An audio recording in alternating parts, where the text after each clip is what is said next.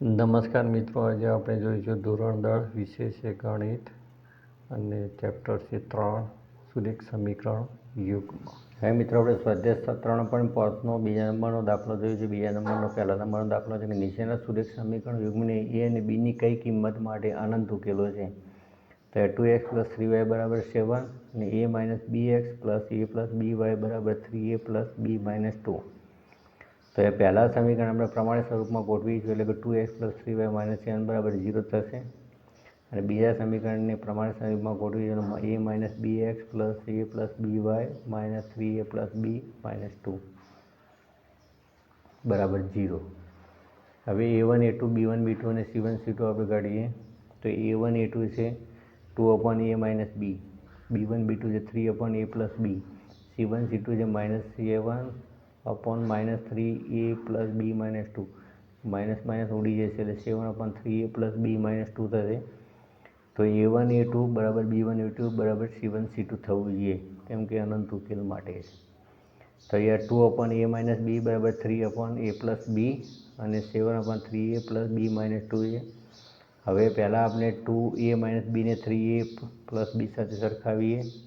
અહીંયાથી આપણે ગુણાકાર કરીએ તો 2ને a + b સાથે ગુણીશું અને 3ને a - b સાથે ગુણીશું. તો 2ને a + b સાથે ગુણીએ તો 2ને a સાથે ગુણીએ એટલે 2a થશે, 2ને b સાથે ગુણીએ એટલે 2b થશે. તેવી રીતે અહીંયા 3ને a સાથે ગુણીશું તો 3a થશે, 3ને - b સાથે ગુણીશું તો -3b થશે.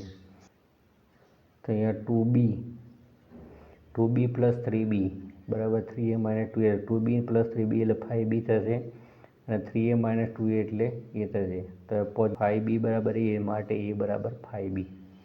તો એની કિંમત મળે છે 5b.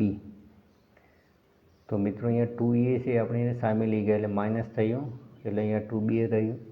એવી રીતે અહીંયા 3b હતું, આપણે અહીંયા લાવ્યા એટલે માઇનસનું શું થઈ જશે? પ્લસ.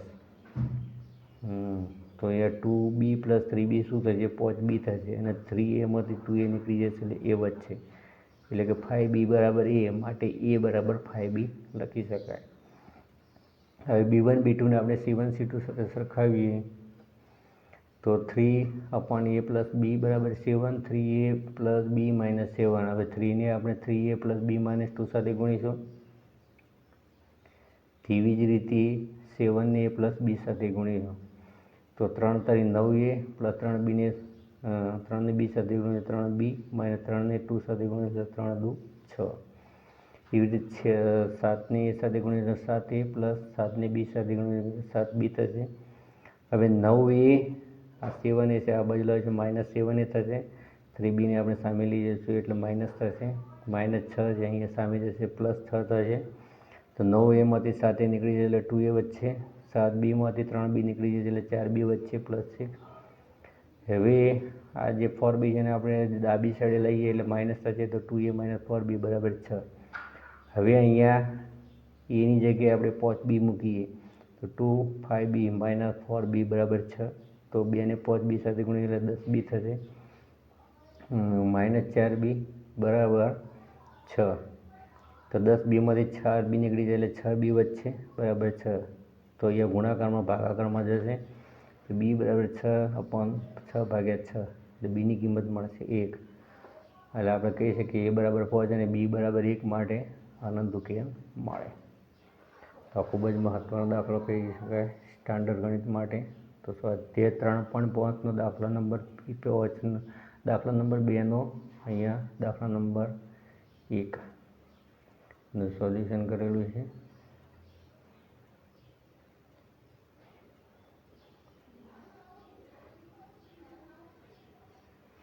સ્વાધ્યાય 3.5નો દાખલા નંબર 2, નીચેના સુરેખ સમીકરણ યુગ્મને kની કઈ કિંમત માટે ઉકેલ ન મળે? તો 3x + y = 1 અને 2k - 1x + k - 1y = 2k + 1. તો બે સમીકરણો આપેલા છે.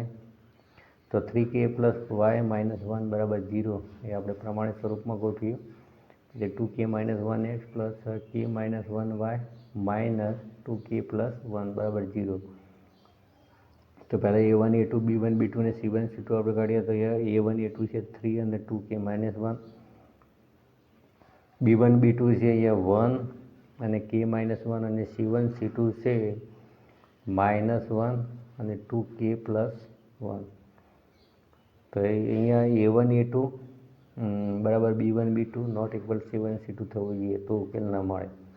તે માટે A1 A2 બરાબર B1 B2 અને નોટ ઇક્વલ C1 C2 થવું જોઈએ. એટલે કે 3/2k - 1 બરાબર 1/k - 1 થવું જોઈએ અને 1/k - 1 નોટ ઇક્વલ 1/2k + 1 થવું જોઈએ. તો પહેલાં બેની સરખામણી કરીએ તો 3/2k - 1 બરાબર 1/k - 1. તો 3ને k - 1 સાથે ગુણીશું અને 1ને 2k - 1 સાથે ગુણીશું. તો 3ને k - 1 સાથે ગુણીશું એટલે 3k - 3 થશે અને 2k - 1. તો 2k આપણે ડાબી સાઈડે લઈ એટલે માઇનસ થશે તો 3k માંથી 2k નીકળી જાય એટલે k વધશે. હવે -3ને આપણે સામે લઈ જઈએ એટલે +3 થશે. 3માંથી 1 નીકળી જશે એટલે 2 વધશે તો k બરાબર 2 મળે છે. હવે જે k બરાબર 2 મળ્યું છે આપણે દરેકમાં મૂકી દઈએ. તો A1 A2માં આપણે kની જગ્યાએ 2 લખ્યું એટલે 2 દુ 4માંથી 1 નીકળી જાય એટલે 3 3/3 એટલે શું મળશે 1. તેવી રીતે અહીંયા kની જગ્યાએ આપણે 2 લખીએ તો 2માંથી 1 નીકળી જશે એટલે 1 1/1 બરાબર 1. એવી રીતે અહીંયા kની જગ્યાએ આપણે 2 લખી દઈએ તો 2 દુ 4 ને 5 1/5 એટલે કે A1 A2 બરાબર B1 B2 મળે છે પણ B1 B2 not equal C1 C2 મળે છે. એટલે કે k બરાબર 2 દ્વારા A1 A2 બરાબર B1 B2 not equal C1 C2 ની શરતનું પાલન થાય છે. તો એ kનું મૂલ્ય આપણે મેળવ્યું છે. તો આ ખૂબ જ મહત્ત્વના દાખલા છે સ્વાધ્યાય 3.5ના જે સ્ટાન્ડર્ડ ગણિતમાં પૂછાઈ શકે તેવા છે. બેઝિક ગણિત માટે થોડા સરળ દાખલા રહેશે. હવે સ્વાધ્યાય 3.5નો 3જા નંબર દાખલો જોઈશું કે નીચેના સુરેખ સમીકરણ યુગ્મનો ઉકેલ આદેશની રીતે અને ચોકડી ગુણાકારની રીતે શોધો. તો મિત્રો જે દાખલો આપેલો છે તેની આદેશની રીતે અને ચોકડી ગુણાકારની રીતે આપણે શોધવાનું છે. તો 8x + 5y બરાબર 9 અને 3x + 2y બરાબર 4. તો પહેલાં આપણે આદેશની રીતે ગણીએ તો જે સમીકરણ 2 છે 3x + 2y બરાબર 4. એમાં આપણે yનું મૂલ્ય મેળવીએ તો 2y બરાબર 4 - 3x થશે. 3x સામે જશે એટલે માઇનસ થશે. એ 2 ગુણાકારમાં છે ભાગાકારમાં જાય છે તો 4 - 3x/2. તો એ yનું મૂલ્ય આપણને મળે છે 4 - 3x/2. અને આપણે સમીકરણ 1માં મૂકી દઈએ તો સમીકરણ 1 છે 8x + 5y બરાબર 9. તો yની જગ્યાએ આપણે 4 - 3x/2 મૂકીએ. હવે અહીંયા છેદમાં 2 છે એટલે અહીંયા છેદમાં 2 લાવવા માટે આને 2 વડે ગુણવું પડશે, આને પણ 2 વડે ગુણવું પડશે. તો 2 × 2 થશે 16x + 5 × 4 થશે 20. 5ને 3 સાથે ગુણીશું એટલે 5 × 3 થશે 15x અને 9ને 2 સાથે ગુણીશું એટલે 9 દુ 18 થશે. હવે 16xમાંથી 15x નીકળી છે એટલે x વધશે. હવે 20ને આપણે સામે લઈ જઈએ એટલે માઇનસ થશે. 18માંથી 20 નીકળી જશે એટલે 20માંથી 18 નીકળે છે એટલે 2 વધશે. 2 કેવા વધશે માઇનસ x બરાબર -2. હવે આપણે જે yનું મૂલ્યવાળું સમીકરણ તેમાં x બરાબર -2 મૂકી દઈએ. y બરાબર 4 - 3x/2માં મૂકતા.